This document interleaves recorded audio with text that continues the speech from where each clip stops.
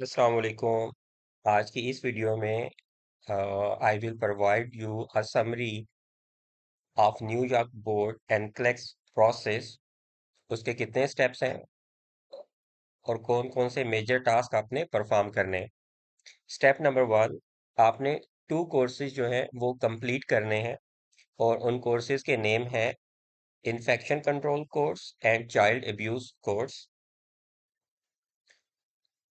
Step two में आपने online application fill करनी है जिसमें आपकी तमाम डिटेल्स मेंशन होंगी।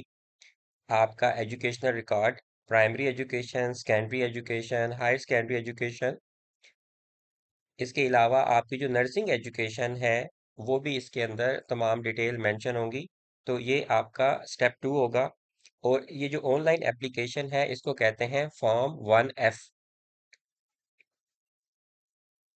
थर्ड स्टेप के अंदर आपके जितने भी नर्सिंग के डॉक्यूमेंट्स हैं उनकी वेरिफिकेशन होती है।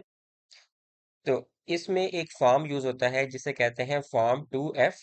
आप उस फॉर्म को डाउनलोड करते हो, उसका हाफ पोर्शन आप लोग फिल करते हैं और जो हाफ पोर्शन है वो स्कूल वाले फिल करते हैं, और जो आपका स्कूल है, नर्सिंग स्कूल है, वो उस फॉर्म 2F को सेंड कर देता है न्यूयॉर्क बोर्ड की तरफ। अगर आपने डिप्लोमा किया है तो एक फॉर्म डिप्लोमा की तरफ से जाएगा, स्पेशलाइजेशन ऐड की हुई है तो एक फॉर्म स्पेशलाइजेशन की तरफ से जाएगा, और अगर पोस्ट आरएन किया हुआ है तो एक फॉर्म पोस्ट आरएन की तरफ से जाएगा।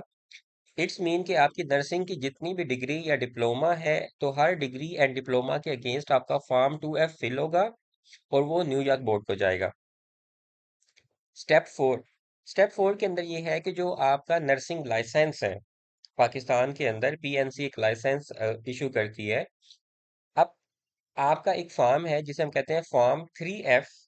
वो फॉर्म आप भिजवाएंगे पीएनसी को अलोंग विद एप्लीकेशन।